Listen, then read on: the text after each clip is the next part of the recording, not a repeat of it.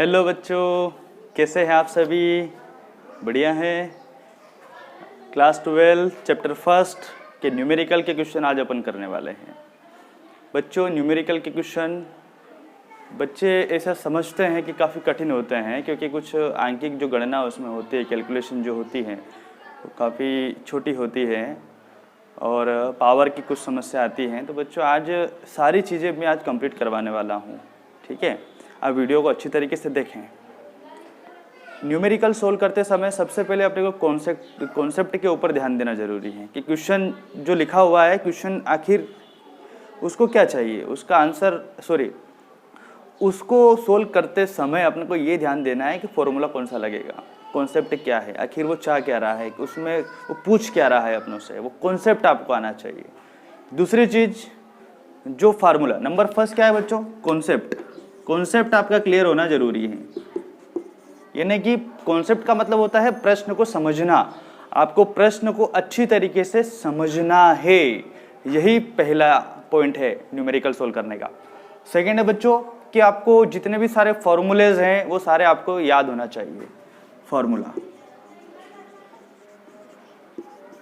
Third बच्चों, इसमें क्या होता है आपको पता है, पावर्स माइनस में चलती हैं, जैसे कि 10 की पावर -7 या 10 की पावर 3, जो भी चीज़ें मतलब घातांक। तो इसके अंदर क्या है बच्चों, घातांक के जो नियम है वो आपको पता होने चाहिए।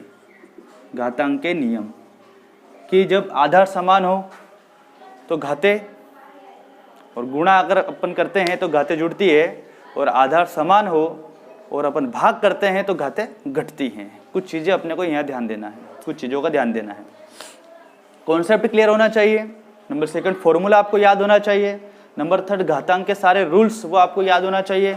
नंबर 4, जो भी मात्रक है, लास्ट में आपको मात्रक लिखना बहुत ही आवश्यक है कि इसका मात्रक क्या है। ठीक है बच्चों, आवेश का मात्रक कूलम होता है, दूरी का मात्रक मीटर होता है। इसी प्रकार से जितने भी सारे जो भी मात्रक, जो भी लास्ट में आप आंसर में क्या निकाल रहे हैं, बल निकाल रहे हैं, आवेश निकाल रहे हैं, विद्युत फ्लक्स निकाल रहे हैं, आखिर निकाल क्या रहा है, तो उसका जो मात्रक है वो आपको याद होना जरूरी है।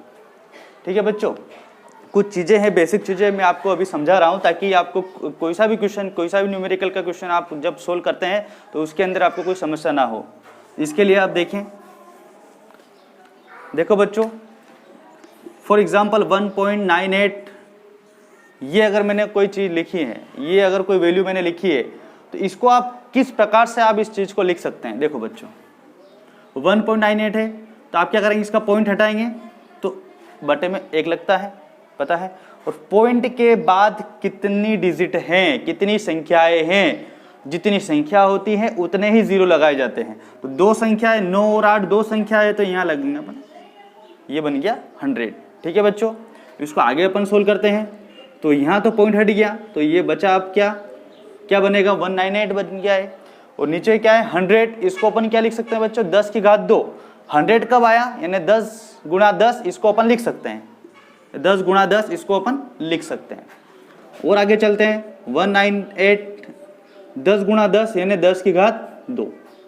ठीक है बच्चों, अब घातांक के नियम से जब नीचे वाली वैल्यू ऊपर जाती है तो उसकी जो पावर है वो माइनस हो जाती है। देखें बच्चों कैसे होगा, 198 ये 10 की पावर 2 अगर ऊपर जाएगी तो सबसे पहले मल्टीप्लाई के साथ अपने को लिखना पड़ेगा 10 की पावर। अब ये जो पावर है ये हो जाएगी -2। आया बच्चों आपको समझ में? ठीक है, कहीं कहीं आप न्यूमेरिकल के क्वेश्चन सोल्व करते समय आप देखेंगे कि 1.98 इसके जस्ट बाद में आपको लिखा हुआ मिलेगा ये वाली वैल्यू 198 इंटू 10 की पावर -2। तो आप घबराए नहीं, ये पूरा सिस्टम इस प्रकार से सोल्व होकर उसके बाद आया है। तो आपको डायरेक्ट 4 वाली स्टेप ही आपको देखने को मिलेगी। ठीक है बच्चों, तो इसका थोड़ा आप ध्यान रखें।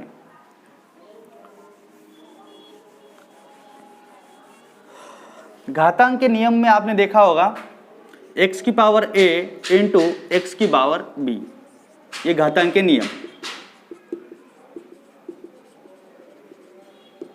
तो क्या होगा बच्चों, यहां आपको दिख रहा है आधार समान है, ये भी आधार x है और यहां पर भी नीचे x है, तो दोनों घातें जुड़ जाएगी। तो ये इस प्रकार से अपन लिखेंगे, एक ही बार लिखना है आपको यहां पर x, और इन दोनों को जोड़ना है। तो यहां दोनों a प्लस बी इस प्रकार से लिख देंगे अपन, a प्लस बी। यहाँ कोई नंबर नहीं है, इस वजह से दोनों जुड़ नहीं पाए। अगर इस यहाँ अगर इसकी जगह अगर ऐसा होता 10 की घात 3 गुणा 10 की घात 4, तो ये घातांक के नियम से क्या होगा बच्चों, दोनों घातें जुड़ जाएगी। तो 10 की घात 3 धन 4 ऐसा लिखेंगे अपन, 3 धन 4, और यहाँ अपन इन दोनों को प्लस कर सकते हैं, तो 10 की घात हो जाएगी 7। ये इसका आंसर आया बच्चों आपको समझ में। अब यहाँ पावर माइनस में भी हो सकती है, तो उनको अपन कैसे जोड़ें। देखो बच्चों, अगर 10 की घात -7 है और 10 की घात -8 है, तब क्या होगा वही सिस्टम। अपने को घातांक का नियम वही कहता है कि जब आधार समान हो और गुणा करते हैं तो घातें जुड़ती हैं, तो इन दोनों घातों को अपन जोड़ेंगे। तो 10 की घात -7 इसको लिखा। अब इसको लिखने से पहले अपन धन का चिन्ह लगाएंगे, ये ऐसा और ये माइनस का 8 ऐसा कैसा। ठीक है बच्चों, आया आपको समझ में। मैंने इन दोनों को जोड़ा है, यहाँ पर जोड़ने का प्रयास कर रहा हूँ। देखते हैं अपन आगे। 10 की घात, अब यहाँ माइनस का साथ ऐसा कैसा, अपने को पता है बच्चों प्लस का जब माइनस में होता है मल्टीप्लाई तो आता है माइनस ही, तो ये हो जाएगा माइनस का 8। आप इसको डायरेक्ट इन दोनों को एक साथ में भी लिख सकते हैं, -7 -8 इस प्रकार से। ठीक है बच्चों, अब यहाँ अपने को पता है कि जब 2 माइनस होते हैं साथ में तो प्लस होता है, तो इन दोनों को अपन जोड़ेंगे।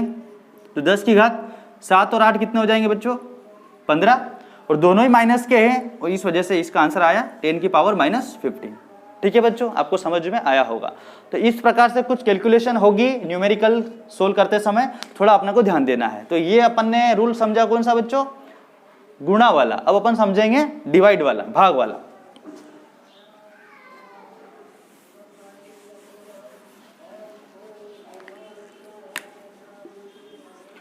x की पावर a x की पावर b बटे में, बटा है ना घात, सॉरी ये किस में है, डिवाइडेशन में है।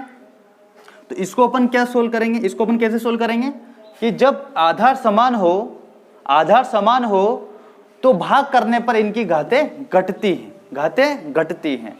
तो ये ऐसे हो जाएगा, x एक ही बार अपने को लिखना है, ये ध्यान रहे, एक ही बार लिखना है। तो ये power a as it is और ये माइनस का b हो जाएगा। ये जो घात है ये घट गई, देखिए आप इसमें। ठीक है, अब इसको थोड़ा अपन अंकिक तौर पर अगर देखें, अगर 10 की घात यहाँ लिख दूं मैं 9 और ये 10 की घात यहाँ लिख दूं मैं 8, तो क्या होगा, घातें घटेगी, 9 में से 8 जाएगा तो 9 - 8, तो 10 की घात कितनी बचेगी, 1, यानी आंसर कितना आएगा 10। ठीक है बच्चों, तो इस प्रकार से अगर कोई वैल्यू अगर आपको मिलेगी तो उसका आंसर डायरेक्ट आपको ये देखने को मिलेगा। तो वहां आप घबराइए नहीं, वो पूरी प्रोसेस ये वाली हुई है, तब जाकर आंसर 10 आया है। और यहाँ पर अगर माइनस में अगर कोई पावर होती है तो उसको भी थोड़ा अपन समझ लेते हैं। अगर 10 की घात -7 है, -3 लेते हैं, और यहाँ अगर 10 की घात 4 है, एक ऋण वाली है और एक धन वाली है, तो अपन इसको कैसे सोल्व करेंगे। बहुत ही आसान है, एक ही बार लिखना है आधार को, 10 एक ही बार लिखना है, और ये -3 ऐसा कैसा, और ये घटेगा तो ये हो जाएगा -4। ये तो बहुत ही आसान हो गया। और तो 10 की घात दोनों का के है, माइनस के है, तो दोनों प्लस हो जाएंगे। तो 4 और 3 कितने हो गए बच्चों, 7, और दोनों के आगे माइनस का चिन्ह है तो यहाँ हो जाएगा 10 की घात -7। ये आपका आंसर आया। तो इस प्रकार की कुछ चीजें आपको न्यूमेरिकल करते समय देखने को मिलेगी, तो थोड़ा आप अच्छे से समझे, ध्यान दें। अब करते हैं बच्चों क्वेश्चन अपना।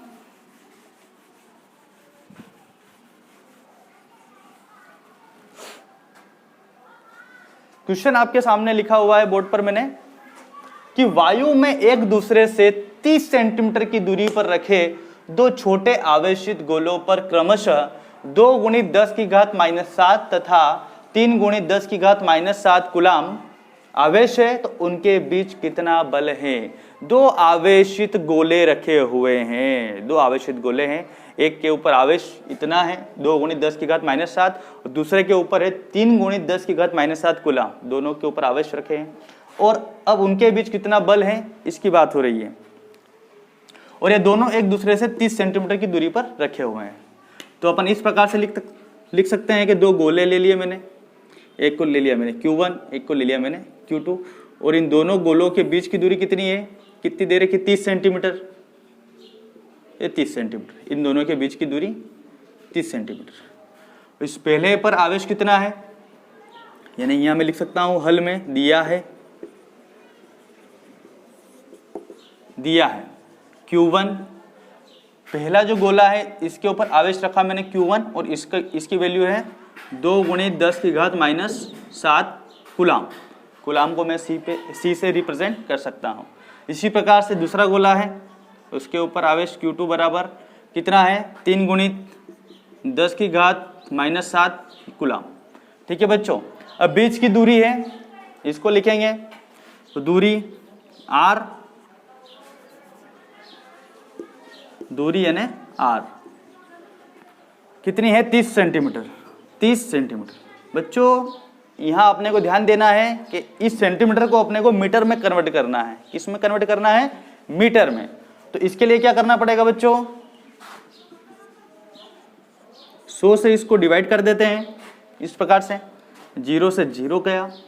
ठीक है बच्चों, तो 3/10 तो आप इसको 0.3 मीटर लिख सकते हैं। ठीक है बच्चों, 0.3 मीटर इसको लिख सकते हैं। ये जो 0 है इस 3 के साथ चला गया, अब ये जो 1 वापस यहाँ आके यहाँ पॉइंट बन गया, तो ये बन गया 0.3। तो 0.3 तो अपन लिख नहीं सकते हैं, 0.3 इसके आगे 0, तो 0.3 मीटर इसको अपन लिख सकते हैं। ठीक है बच्चों, तो R बराबर कितना आया 0.3 मीटर। अब बच्चों अपने को क्या निकालना है कि इनके बीच कितना बल लग रहा है, कितना बल इन दोनों के बीच में लग रहा है। बच्चों अपन ने पढ़ा था कूलाम का नियम।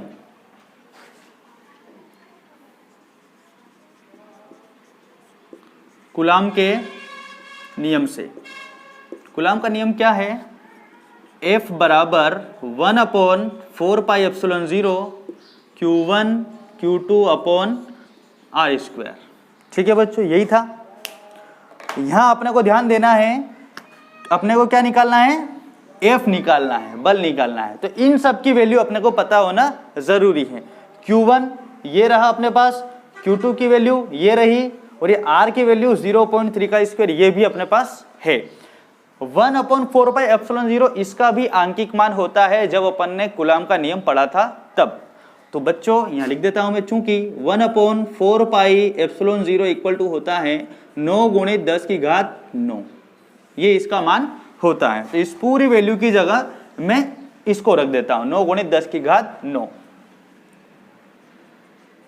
ये हो गया 9 × 10⁹ गुणित, अब बच्चों यहां पर मैं Q1 का मान रखूंगा 2 × 10⁻⁷ गुणित Q2 का मान 3 × 10⁻⁷।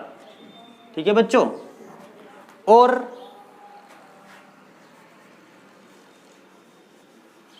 R का स्क्वायर यानी 0.3 का स्क्वायर, 0.3 का स्क्वायर। ठीक है बच्चों, आया आपको समझ में? इसको आगे यहाँ पर सोल्व कर देते हैं। अब इन सब वैल्यू की अपने को कोई आवश्यकता नहीं है, अपने को इसी चीज की आवश्यकता है।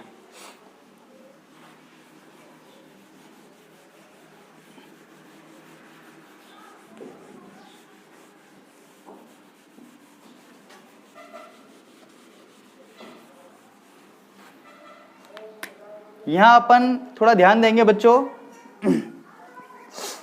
कि 0.3 का स्क्वायर, इसका अपन स्क्वायर कर देते हैं,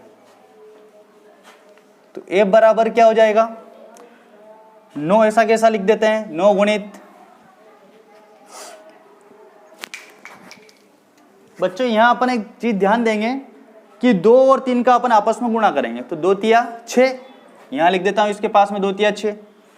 10⁻9 बचा हुआ है, 10⁻⁷ भी है, 10⁻⁷ भी है, तो इनको मैं एक साथ लिख देता हूं 10⁻9 गुणित 10⁻⁷ गुणित 10⁻⁷। जब सारी वैल्यू अगर गुणा के साथ में है तो अपन किसी भी वैल्यू को किसी के भी साथ में लिख सकते हैं। ये अपन इसके साथ में लिख सकते हैं और इसको मैं इस 3 के साथ में भी लिख सकता हूं, क्योंकि सभी के बीच में मल्टीप्लाई का साइन है। बच्चों 0.3 का स्क्वायर यानी इसको मैं इस प्रकार से लिख सकता हूं। जब मैं इसका स्क्वायर करूंगा तो इसका आंसर मुझे क्या मिलेगा बच्चों? 0.09।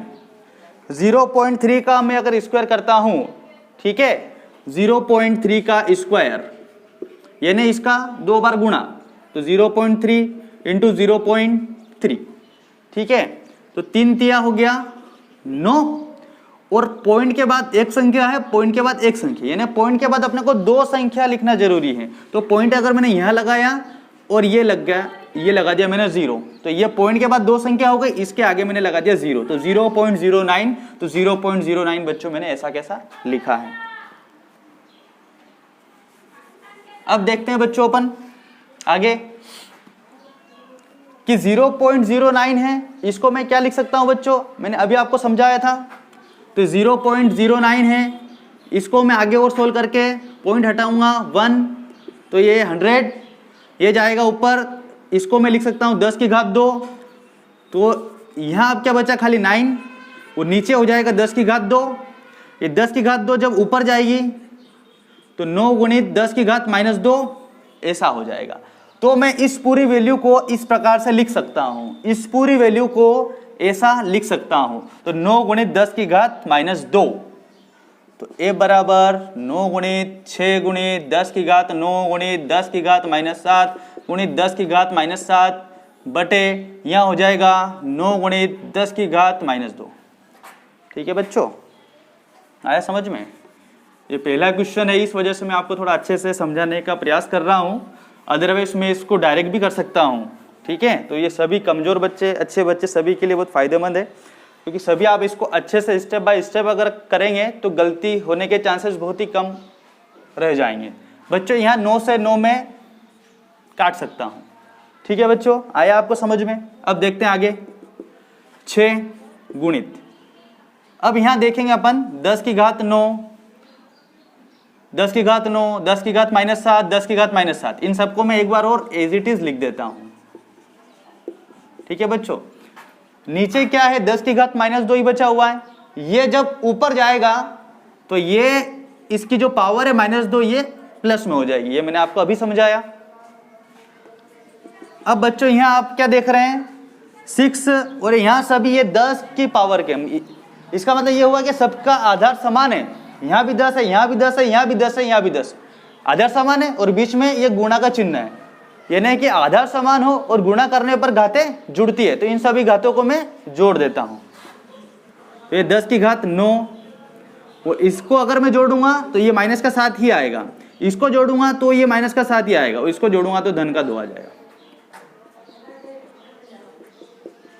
बच्चों अब यहाँ जोड़ने का सिस्टम कैसा, अब धन और धन इन दोनों को एक साथ जोड़े और माइनस माइनस वाली जो वैल्यू उनको एक साथ जोड़े, तो 9 इसके आगे कुछ नहीं, यानी कि प्लस का है, और ये 2 प्लस का है, तो 9 और 2 कितने हो गए बच्चों 11, इनको लिख सकता हूं मैं 11, और ये दोनों भी जुड़ जाएगी, दोनों माइनस किए तो 7 और 7 14, यानी कि माइनस का 14 आएगा, क्योंकि दोनों ही माइनस किए, तो 11 - 14 आया बच्चों आपको समझ में?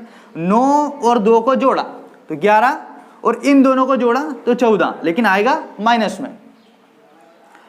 तो ए बराबर 6 गुणा 10 की घात 11 में से 14 गया तो जा ही नहीं सकता, लेकिन 14 में से 11 तो जा सकता है, यानी कि कितना आएगा 3। बच्चों ये बड़ी संख्या है और माइनस की है, तो ये हो गया 6 गुणित 10 की घात -3, और अपने को पता है बल का मात्रक क्या होता है न्यूटन, तो ये अपना आंसर आया। उन दोनों गोलों पर लगने वाला बल 6 गुणा 10 की घात -3 न्यूटन है। ठीक है बच्चों, ऐसी उम्मीद करता हूं कि आपको ये पूरा क्वेश्चन, पूरा न्यूमेरिकल आपको अच्छे से समझ में आया होगा। यहां से मैं एक बार और आपको समझा देता हूं, यहां पर यह जो भी कुछ करना है यहीं से ही सिस्टम पूरा है। 0.09 इसको मैं इस प्रकार से लिख सकता हूं, आगे जब मैं क्वेश्चन करवाऊंगा तो मैं डायरेक्ट यहां से डायरेक्ट इसी को लिखूंगा। अभी कैसे आया ये नहीं बताने वाला हूं, क्योंकि मैंने आपको 2 बार पहले ही बता दिया है। तो इसको मैंने इस प्रकार से लिखा, 9 से 9 कटा, ये ऐसा कैसा, ये गया ऊपर तो इसकी पावर -2, तो ये +2 हो गया। 6 ऐसा कैसा, यहाँ आधार सबका समान है तो घातें सबकी जुड़ जाएगी। 9 इसको जोड़ेंगे, लेकिन इसके आगे माइनस का चिन्ह है, इस वजह से माइनस का 7 ऐसा कैसा आया है। ठीक है बच्चों, ध्यान रखें थोड़ा, यहाँ भी माइनस का है, लेकिन अपन जोड़ रहे हैं तो माइनस होता है ज्यादा मजबूत, तो वो माइनस वाला ही आएगा, तो -7 ऐसा कैसा, और इसके आगे कुछ नहीं, यानी अपन तो वैसे भी जोड़ रहे हैं, तो ये हो गया धन का 2। अब यहाँ 9 और 2 इन दोनों को मैं जोड़ सकता हूं, तो दोनों जुड़ गए, और ये 7 और 7 दोनों ये भी जुड़ गए, दोनों माइनस के है, तो 7 और 7 14, माइनस का 14, 14 में से 11 गया तो 3, ये बचा माइनस का 3। ठीक है बच्चों। बच्चों क्वेश्चन नंबर 2 अपन कर रहे हैं। क्वेश्चन है 0.4 माइक्रोकूलम आवेश के किसी छोटे गोले पर किसी अन्य छोटे आवेशित गोले के कारण वायु में 0.2 न्यूटन बल लगता है। यदि दूसरे गोले पर 0.8 माइक्रोकूलम आवेश हो तो। ये सारी कंडीशन अपने पास हैं, ये चीजें अपने को दे रखी हैं। अब अपने को क्या निकालना है, दोनों गोलों के बीच कितनी दूरी है, दोनों गोलों के बीच कितनी दूरी है, कितनी डिस्टेंस है, वो अपने को निकालना है। क्वेश्चन नंबर 2 है दूसरे गोले पर पहले गोले के कारण कितना बल लगता है। दूसरे गोले पर इस पहले गोले के कारण, दूसरे गोले पर इस पहले गोले के कारण कितना बल लगता है, ये भी अपने को निकालना है। ठीक है बच्चा, देखते हैं इसको सोल्व करते हैं।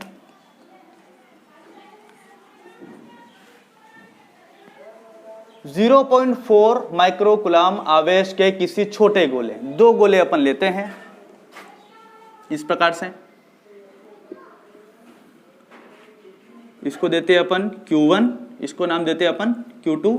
इस पर आवेश कितना है बच्चों, 0.4 माइक्रोकूलम इस पर है आवेश।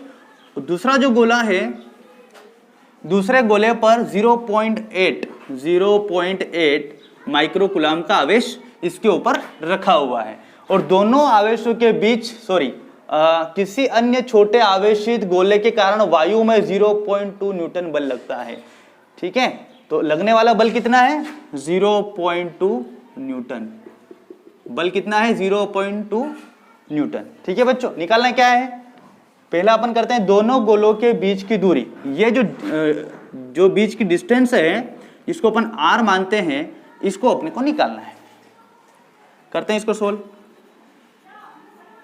दिया है, क्या दिया है, Q1 यानी कि पहले गोले पर आवेश, ऐसा अपन इसको लिख सकते हैं, पहले गोले पर आवेश यानी Q1 बराबर कितना है बच्चों, 0.4 माइक्रोकूलम। ये साइन है, इसको कहते हैं अपन माइक्रो, ये माइक्रो का साइन है, माइक्रोकूलम। बच्चों अपने को पता होना चाहिए कि 1 माइक्रो बराबर होता है 10 की घात -6। एक माइक्रो को अगर अपन मैथमेटिकल के अंदर वैल्यू अगर इसकी निकाले तो 10 की घात -6 इसकी आती है। तो इसको मैं क्या लिख सकता हूँ, Q1 बराबर 0.4 इंटू, इसकी जगह मैं लिख सकता हूँ 10 की घात -6 कूलम। ठीक है बच्चों, ये इसको मैंने इस प्रकार से अरेंज कर दिया। इसी प्रकार से मैं लिखूंगा दूसरे गोले पर आवेश यानी Q2, वो कितना है 0.8 माइक्रोकूलम। तो Q2 बराबर भी क्या हो जाएगा बच्चों, 0.8, इस माइक्रो की जगह क्या हो जाएगा 10 की घात -6, और ये कूलम ऐसा कैसा। और दोनों के बीच, दोनों गोलों के बीच लगने वाला बल कितना है, 0.2 न्यूटन, यानी कि F बराबर 0.2 अपने पास है। निकालना क्या है, अब यहाँ अपने को निकालना है, यहाँ मैं लिख देता हूँ नंबर A वाला। इस A वाले को अपन सोल्व कर रहे हैं। दोनों गोलों के बीच कितनी दूरी है, यानी कि R बराबर अपने को निकालना है, ये आपको निकालना है। ठीक है बच्चों, करते हैं इसको सोल्व। आगे अपन यहीं पर कर देते हैं, कूलम के नियम से ही अपन इसको सोल्व करेंगे। कूलम के नियम से, कूलम के नियम से, कूलम का नियम क्या होता है बच्चों, F बराबर 1/4πε0 Q1 Q2 बटे R²। ठीक है बच्चों, इसकी वैल्यू अपने को पता है क्या होती है, 9 × 10 की घात 9। बच्चों यहाँ अपने को क्या निकालना है, बीच की दूरी निकालना है, यानी R निकालना है। ठीक है, तो अपन इस R² को उठा के यहाँ पटक सकते हैं, और इस F को अपन यहाँ पर जाकर छोड़ सकते हैं। तो R² और F दोनों अपनी जगह को चेंज कर सकते हैं। तो यहाँ हो जाएगा R² बराबर 1/4πε0 इंटू Q1 Q2 बटे F। ठीक है बच्चों, इस प्रकार से व्यवस्था है गणित में कि इस प्रकार से रीअरेंज अपन कर सकते हैं।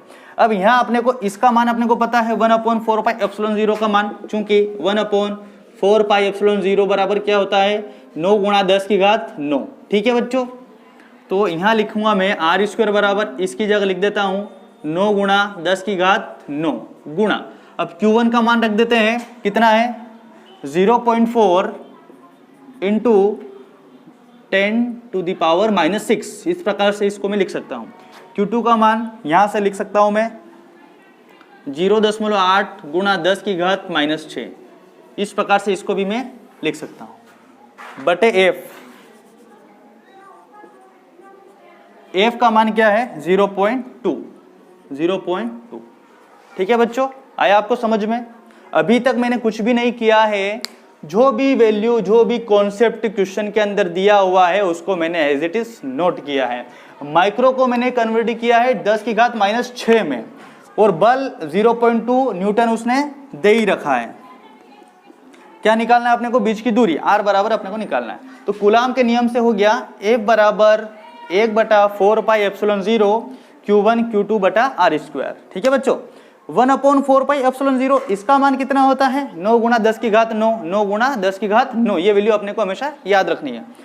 इसको इसकी जगह मैंने ऐसा कैसा इसको लिखा, Q1 की जगह ये आ गया, ये वैल्यू रखी दी, Q2 की जगह इस वैल्यू को मैंने यहाँ पर पुट किया, और F की जगह 0.2 मैंने ऐसा कैसा रख दिया। ठीक है बच्चों, अब यहाँ देखते हैं अपन, बहुत ही आसान सवाल है। पॉइंट और पॉइंट, इन दोनों की लोकेशन आप देखिए, पॉइंट के बाद एक संख्या, पॉइंट के बाद एक संख्या, तो यहाँ पॉइंट से पॉइंट कैंसिल हो सकता है, क्योंकि पॉइंट के बाद जो डिजिट है वो एक ही है, इधर भी पॉइंट के बाद जो डिजिट है वो एक ही है, इस वजह से पॉइंट से पॉइंट कैंसिल हो गया। तो इसको मैं यहाँ पर क्या आया 0.2 यानी 2 है, और यहाँ पर 4 है, तो 2 एकम 2, और इसको 2 दूनी 4 से मैं काट सकता हूँ, 2 के पारे से ये कट जाएगा। ठीक है बच्चों, अब यहाँ अपन देखते हैं, इसको आगे अपन सोल्व करते हैं।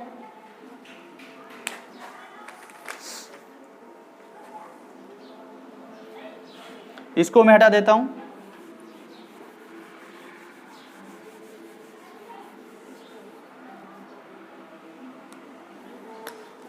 नौ और 2 इन दोनों का आपस में गुणा करेंगे तो 9 दूनी 18 आ जाएगा। ये 0.8 है बच्चों, इसको मैं क्या लिख सकता हूँ 0.8 को मैं क्या लिख सकता हूँ, मैं 0.8 को लिख सकता हूँ 8 गुणा 10 की घात -1। अभी मैंने समझाया था, याद आया आपको? पॉइंट हटेगा, बटे में 1 लगेगा, एक संख्या है, समझा देता हूं मैं, ये 10 हो जाएगा, तो ये 8/10, 10 की घात कुछ नहीं यानी कि 1, ये जाएगा ऊपर, तो ये 8 गुणा 10 की घात -1, इस प्रकार से हो जाएगा। यही चीज मैंने अब डायरेक्ट नोट कर दी है। ठीक है बच्चों, थोड़ा ध्यान रखें आप। अब देखते हैं इसको अपन आगे, आर स्क्वायर बराबर 9 गुणा 9 को 9 का गुणा मैं 2 के साथ कर रहा हूं, तो इसके पास में 2 लिखा मैंने, फिर यहाँ जो है ये वाली वैल्यू है तो यहाँ से मैंने ले लिया 8, और बाकी जो 10 की घात है वो सबको मैं ऐसा कैसा लिख देता हूँ। 10 की घात 9 ऐसी कैसी, यहाँ 10 की घात -6 ये भी ऐसी कैसी, यहाँ 10 की घात -6 ये भी ऐसा कैसा, और ये 10 की घात -1 बची हुई ये ऐसा कैसा, नीचे कुछ बचा ही नहीं। आगे इसको सोल्व करते हैं। आर स्क्वायर बराबर 9 दूनी 18 और 18 आठे 144, तो ये आ गया 144 144। ठीक है बच्चों, इसको अपन आगे सोल्व करेंगे।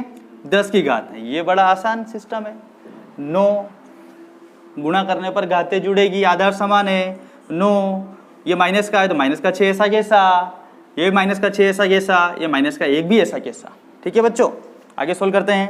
आर स्क्वायर बराबर 144 गुणा, अब यहाँ 10 की घात कितनी है 9, अब यहाँ 9 ही धन का है तो 9 तो अकेला, इसको लिख दो यहाँ पे ऐसा कैसा, बाकी सब माइनस के सभी जुड़ जाएंगे, 6 और 6 12 और 1 13, यानी कि माइनस का 13। ठीक है, 6 और 6 12 और 1 13, या गया 13, और सभी माइनस में, इस वजह से माइनस का 13। आगे सोल्व करते हैं। आर स्क्वायर बराबर 144 गुणा 10 की घात 13 में से 9 गया 4, 13 माइनस का बड़ी संख्या है तो ये हो गया माइनस का 4। ठीक है बच्चों, आया आपको समझ में इतना?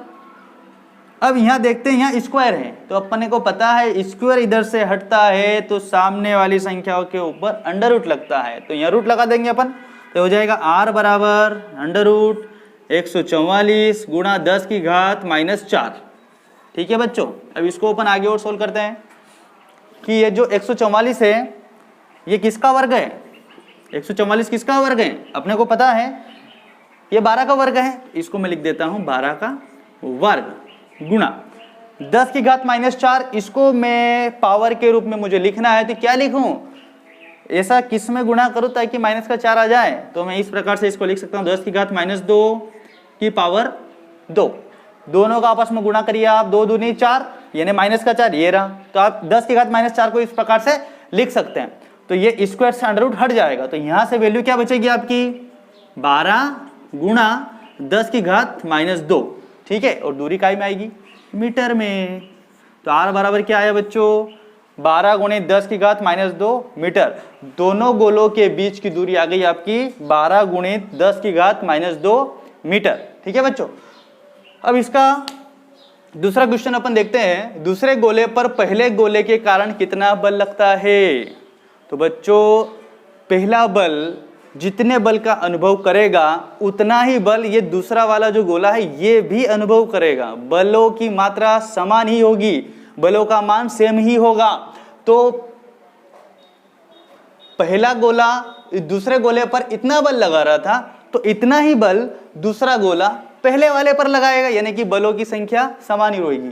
तो यहां अपन लिख सकते हैं क्या कि दूसरे गोले पर पहले गोले के कारण लगने वाला बल 0.2 उसी को लिखेंगे अपन 0.2 न्यूटन ही होगा। बच्चों आपने क्लास 11th में न्यूटन का तीसरा नियम पढ़ा होगा, क्रिया के विपरीत प्रतिक्रिया। जब अपन किसी वस्तु को धक्का लगाते हैं, बल लगाते हैं, तो ये जितना बल ये वस्तु इसके ऊपर लगा रही है उतना ही बल का अनुभव ये भी कर रहा है, ये भी इसके ऊपर उतना ही बल इस प्रकार से इस दिशा की तरफ डालेगा, ठीक है। यानी कि दोनों बलों का जो मान है, दोनों ही वस्तुओं का जो बलों का मान है वो सेम आएगा। तो ये बल कितना आया 0.2 न्यूटन जो क्वेश्चन में दे रखा था, ठीक है बच्चों। बच्चों क्वेश्चन नंबर 3, 4 गुणा 10 की घात -9 सेंटीमीटर द्विध्रुव आघूर्ण का कोई विद्युत द्विध्रुव 5 गुणा 10 की घात 4 न्यूटन पर कूलाम परिमाण के किसी एक समान विद्युत क्षेत्र की दिशा से 30 डिग्री पर संरेखित है। द्विध्रुव पर कार्यरत बल आघूर्ण का परिमाण परिकलित कीजिए। बच्चों अपन ने पढ़ा था विद्युत द्विध्रुव, दो ऐसे ध्रुव या दो ऐसे आवेश जिनके बीच की दूरी कम से कम हो उसकी पूरी व्यवस्था विद्युत द्विध्रुव कहलाती है, ठीक है बच्चों। तो अपने को पता है, सबसे पहले अपन लिखेंगे द्विध्रुव आघूर्ण। ये क्या है, द्विध्रुव आघूर्ण को अपन काय से प्रदर्शित करते हैं बच्चों, P से प्रेजेंट करते हैं। हल दिया है, द्विध्रुव आघूर्ण कितना दे रखा है, P बराबर, यहां मैं लिख सकता हूं भले में, द्विध्रुव आघूर्ण P बराबर 4 गुणा 10 की घात -9 सेंटीमीटर। यहां अपने को संकेत पता होना जरूरी है कि द्विध्रुव आघूर्ण को P से ही प्रदर्शित करते हैं। यहां अगर आपको संकेत पता नहीं होंगे तो यहां आप न्यूमेरिकल सोल्व नहीं कर पाएंगे। आगे चलते हैं, विद्युत द्विध्रुव है कितना, 5 गुणा 10 की घात 4 है। विद्युत द्विध्रुव इसको अपन E से प्रदर्शित करते हैं, विद्युत द्विध्रुव इसको अपन E से प्रदर्शित करते हैं। 5 गुणा 10 की घात 4 न्यूटन पर कूलाम परिमाण के किसी एक समान विद्युत क्षेत्र की दिशा से 30 डिग्री पर, डिग्री है नहीं, ये तो कोण आ गया, यानी थीटा कितना दे रखा है 30 डिग्री पर संरेखित है। द्विध्रुव पर कार्यरत बल आघूर्ण का परिमाण। बच्चों बल आघूर्ण का मान अपने को ज्ञात करना है। तो ये 3 वैल्यू अपने को दे रखी है क्वेश्चन में, अपने को क्या निकालना है, बल आघूर्ण, यानी कि ज्ञात करना है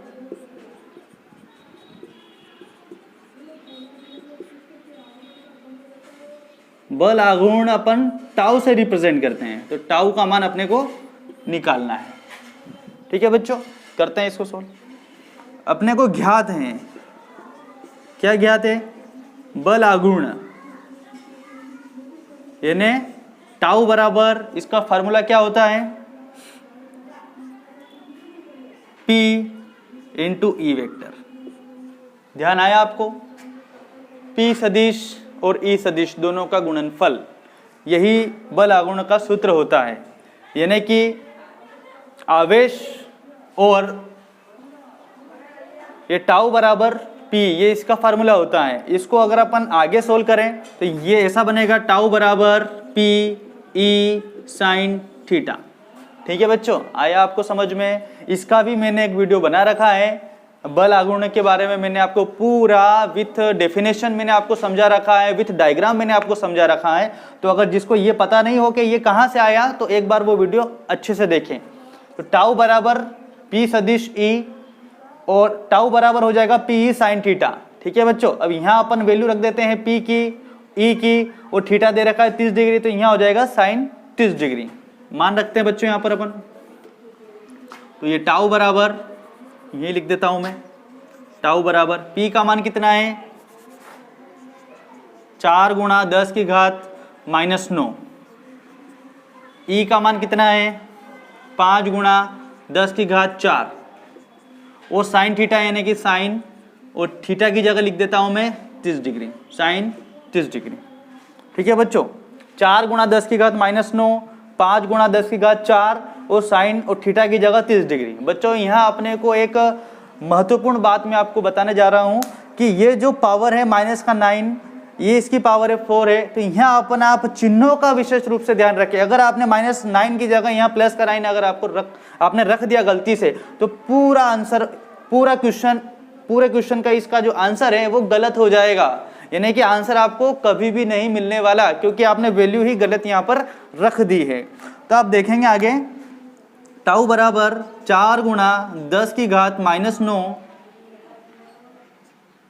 गुणित 5 गुणा 10 की घात 4 गुणा साइन 30 का मान कितना होता है बच्चों, 1/2। कितना होता है, 1/2। शायद ये वैल्यू आपको यहाँ दिख नहीं रही है, इसको मैं यहाँ लिख देता हूँ। टाउ बराबर 4 गुणा 10 की घात माइनस 9 गुणा 5 गुणा 10 गुणा 10 की घात 4 गुणा साइन 30 का जो मान है वो आता है 1/2। ठीक है, 2 एकम 2 और 2 दूनी 4, कट गया। 5 और 2 का आपस में मैं गुणा करूंगा तो 5 दूनी 10, तो टाउ बराबर 10। और यहाँ आप देख रहे हैं 10 की घात माइनस 9, 10 की घात 4 गुणा करने पर घातें जुड़ेगी, तो -9 और धन 4। यहाँ 1 है तो 1 का गुणा अगर मैं 5 में करूंगा तो 5 का 5 ही आएगा, और 5 गुना 10, तो ये 2 गुणा 5 गुणा 1, इन तीनों का आपस में जब मैं गुणा करूंगा तो आंसर आएगा 10। और इन दोनों को मैं इस प्रकार से यहाँ लिख सकता हूँ। ठीक है, तो ये 10 गुणा 10, अब 10 की घात अपन देखेंगे -9 और धन का 4, यानी कि क्या वो घटा होगा, 9 में से 4 गए तो 5, तो ये आएगा -5। ठीक है बच्चों, अब यहाँ अपन आगे थोड़ा और देखेंगे, यहाँ 10, इसकी घात कुछ नहीं यानी कि 1, तो यहाँ पर भी हो जाएगा 1, ये दोनों घातें जुड़ जाएगी, तो 1 - 5, तो टाउ बराबर 10 की घात कितना आया, -4। 5 में से 1 जाएगा तो 4, और बड़ी संख्या माइनस की है तो -4। ठीक है, तो टाउ बराबर 10 की घात -4। ये क्या आया बच्चों, अपना बल आघूर्ण, जो अपने को क्वेश्चन वाला उसने जो दिया था कि भाई बल आघूर्ण का परिमाण अपने को ज्ञात करना है, वो आंसर अपन ने निकाल लिया है, टाउ बराबर 10 की घात -4।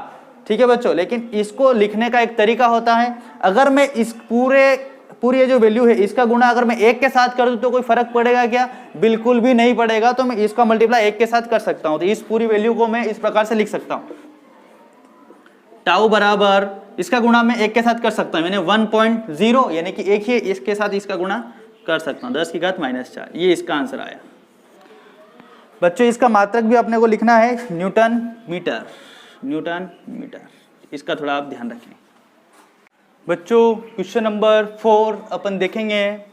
क्वेश्चन क्या है, किसी बिंदु आवेश के कारण उस बिंदु को केंद्र मानकर खींचे गए 10 सेंटीमीटर त्रिज्या के गोली गाउसी पृष्ठ पर विद्युत flux -1.0 into 10⁻³ newton metre square पर कूलम है। तो ये दोनों क्वेश्चन अपने को सोल्व करना है। ये अपने पास कॉन्सेप्ट दिया गया है। अब ये दोनों क्वेश्चन को अपने को समझना है कि यदि गाउसी पृष्ठ की त्रिज्या 2 गुनी कर दी जाए तो पृष्ठ से कितना फ्लक्स गुजरेगा। यदि गाउसी पृष्ठ की त्रिज्या 2 गुनी कर दी जाए तो पृष्ठ से कितना फ्लक्स गुजरेगा। देखो बच्चों, करते हैं अपन। सबसे पहले अपने को लिखना है, दिया है, क्या दिया है आपके पास? आपके पास है विद्युत फ्लक्स, ठीक है। इसको अपन फाई से रिप्रेजेंट करते हैं। Phi equal to -1.0 into 10⁻³ newton metre square पर कूलम। ये अपने पास है, ठीक है। अब अपन करते हैं नंबर ए वाला। देखो बच्चों कि किसी बिंदु आवेश के कारण, सपोज दैट अपन ने यहां एक बिंदु आवेश रखा है, क्यू आवेश रखा है, ये एक बिंदु आवेश है, ठीक है। उस बिंदु को केंद्र मानकर, ये बिंदु आवेश रखा है अपन ने क्यू, इसको केंद्र मानकर मैं 10 सेंटीमीटर त्रिज्या का अगर एक गोली गाउसी पृष्ठ खींचूं, यानी कि 10 सेंटीमीटर की त्रिज्या होना चाहिए। ये 10 सेंटीमीटर की त्रिज्या ले ली मैंने, और यहां मैंने एक गोली गाउसी पृष्ठ मैंने इस प्रकार से बना दिया। तो इस पृष्ठ पर विद्युत फ्लक्स इतना है। इस पूरे पृष्ठ पर विद्युत फ्लक्स कितना है? इस पृष्ठ पर विद्युत फ्लक्स कितना है? -1.0 इंटू 10⁻³ न्यूटन मीटर। ये इतना इसके ऊपर क्या है? विद्युत का फ्लक्स है। इस पूरे पृष्ठ पर इतना विद्युत फ्लक्स है। विद्युत फ्लक्स क्या होता है इसके बारे में भी मैंने आपको एक वीडियो बना रखा है आपके लिए, तो आप उसको भी देख सकते हैं, विद्युत फ्लक्स क्या होता है। तो इस बिंदु आवेश को केंद्र मानकर 10 सेंटीमीटर की त्रिज्या लेकर मैंने एक विद्युत फ्लक्स है यहाँ पर, इसका मान इतना दे रखा है। तो अपने को निकालना है कि यदि गाउसी पृष्ठ की त्रिज्या, अगर ये जो त्रिज्या है अगर मैं इसको दोगुना कर दूं, 10 की जगह 20 ले लूं, तो पृष्ठ से कितना फ्लक्स गुजरेगा। अभी 10 सेंटीमीटर की त्रिज्या ली है मैंने, तो इतना फ्लक्स गुजर रहा है। अगर मैं इस त्रिज्या को दुगुना कर दूं, डबल कर दूं, तो फ्लक्स का मान कितना होगा। तो बच्चों यहाँ ध्यान देने की बात यह है कि ये जो विद्युत फ्लक्स होता है, विद्युत का जो फ्लक्स होता है वो हमेशा आवेश के ऊपर निर्भर करता है, हमेशा आवेश के ऊपर डिपेंड होता है, न कि त्रिज्या पर। त्रिज्या यहाँ 10 की जगह 20 ले लीजिए, 50 ले लीजिए, 100 लीजिए, लेकिन यहाँ विद्युत का जो फ्लक्स है ये कभी भी त्रिज्या के ऊपर निर्भर नहीं होता, हमेशा आवेश के ऊपर होता है। तो अगर अपन त्रिज्या अगर 2 गुनी भी कर दे तो भी आवेश का मान वही होगा। तो बच्चों यहाँ आप एक लाइन लिखेंगे जो मैं बोल रहा हूं कि यदि गाउसी पृष्ठ की त्रिज्या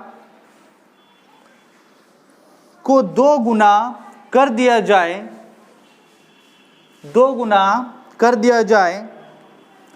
तब भी उसके पृष्ठ से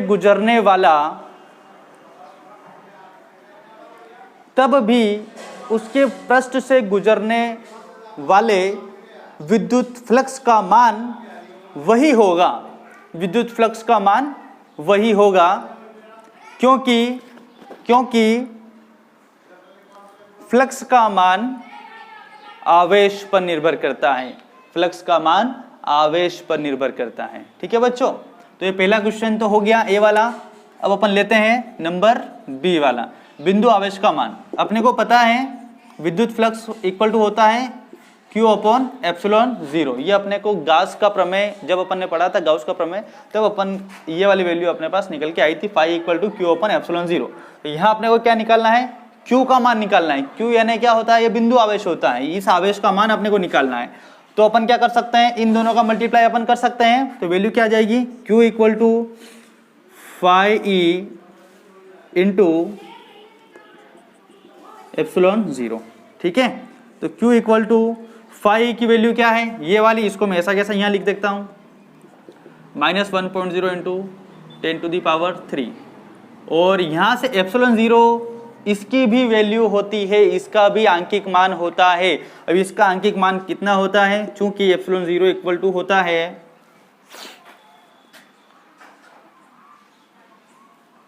+8.854 इंटू 10⁻⁻²। ये ε0 का मान होता है, ये आपको याद रखना है। 8.854 इंटू 10⁻⁻12 ये होता है एप्सिलॉन 0 की वैल्यू। इसको अपन ऐसा कैसे यहाँ रख देते हैं, तो ये हो जाएगा 8.854 इंटू 10⁻⁻12। ठीक है बच्चों।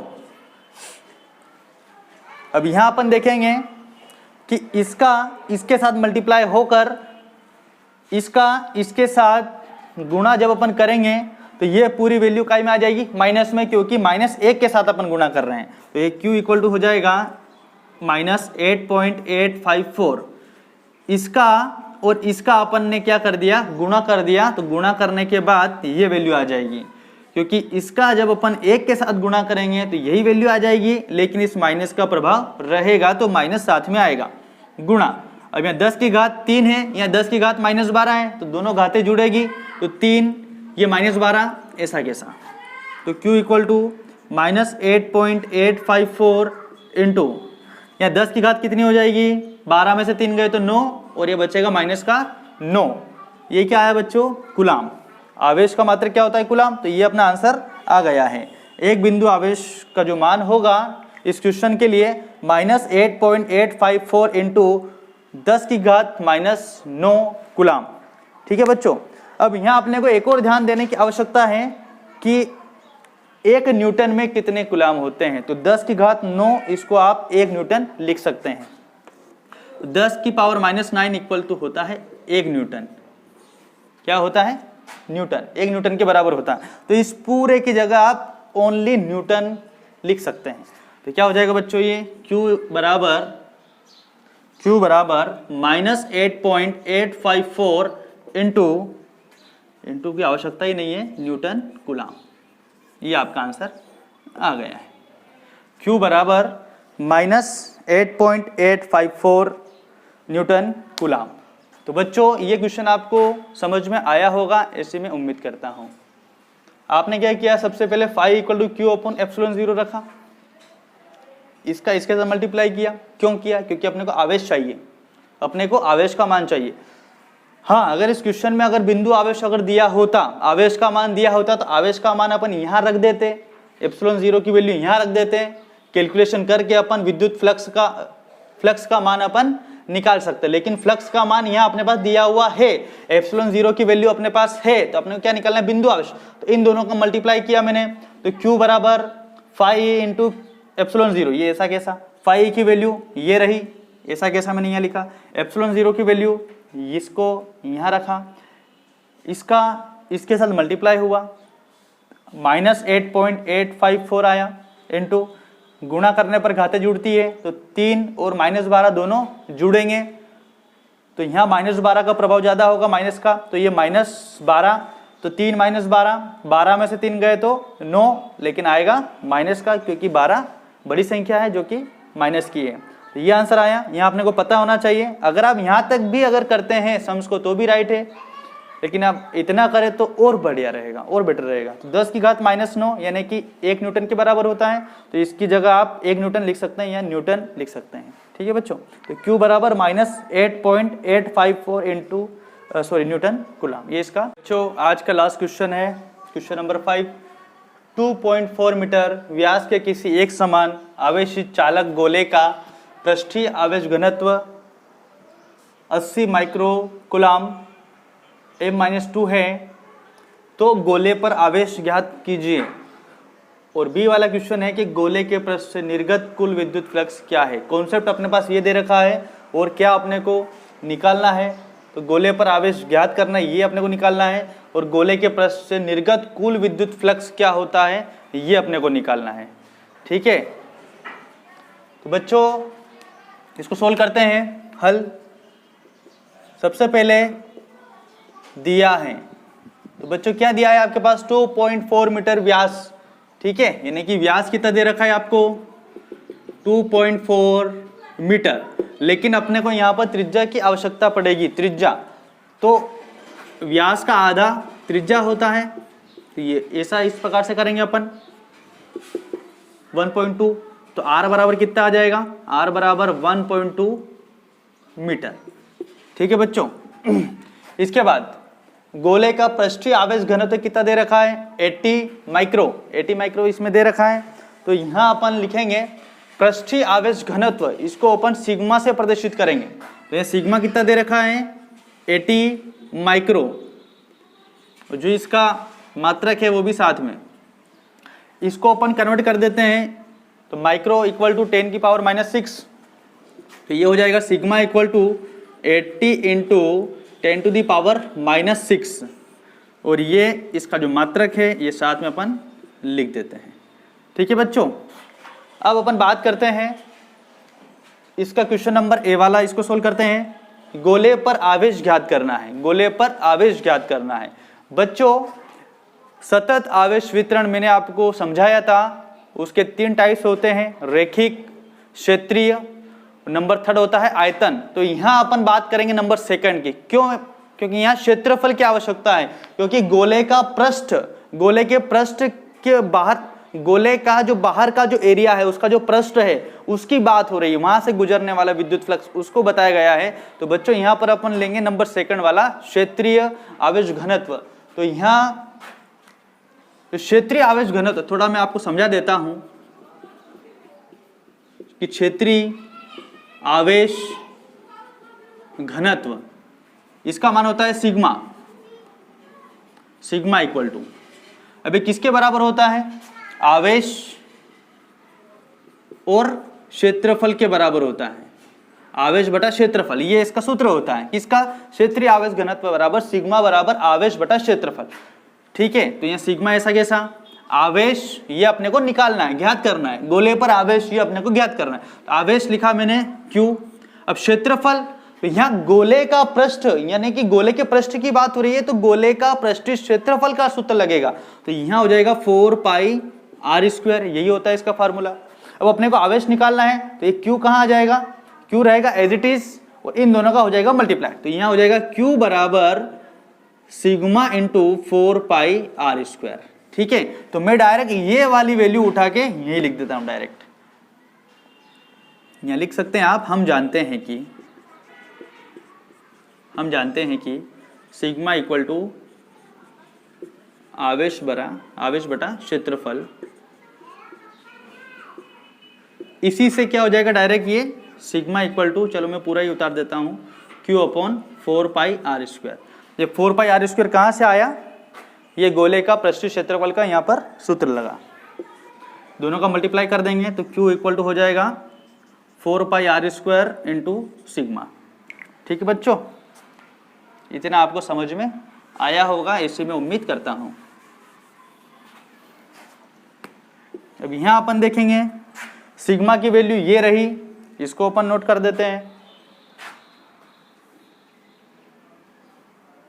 Q equal to 4πr² into sigma का मान कितना है 80 into 10 to the power -6।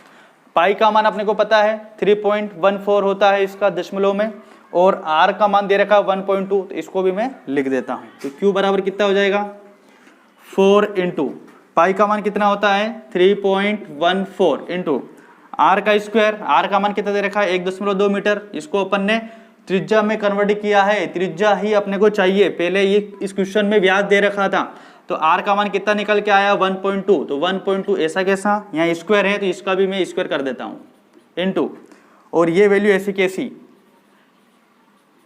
80 into 10 to the power -6। ठीक है बच्चों, ये आपको समझ में आया होगा। अब इसको आपको करना है कैलकुलेशन, इसका कैलकुलेशन आपको करना है। मैं डायरेक्ट इसका मान लिख रहा हूं कि इसका आंसर क्या आएगा, वो पूरी प्रोसेस आपको सोल्व करना है। तो Q का मान आएगा 1.45 इंटू 10 टू दी पावर -3, ये निकलेगा गोले पर आवेश का मान। ठीक है बच्चों, बीच की जितनी सारी जो इसकी स्टेप्स है, पूरा कैलकुलेशन वो मैंने मिस कर दिया है, वो आपको करना है घर बैठकर। उसके बाद ये आंसर निकालना है 1.45 into 10 to the power -3 coulomb. ठीक है बच्चों, ये आपका वर्क है। अब बात कर, ये तो आपका निकल गया आवेश, इस पूरी वैल्यू को अगर अपन सोल्व करेंगे तो ये आंसर आएगा 1.45। ये आया आपका गोले पर आवेश। तो ये क्वेश्चन नंबर ए जो था इसका, ये तो अपन ने सोल्व कर लिया है। नंबर 2, गोले के पृष्ठ से निर्गत कुल विद्युत फ्लक्स आपको निकालना है। विद्युत फ्लक्स है ना φe, उसका मान अपने को निकालना है। वो निकाल देते हैं आप।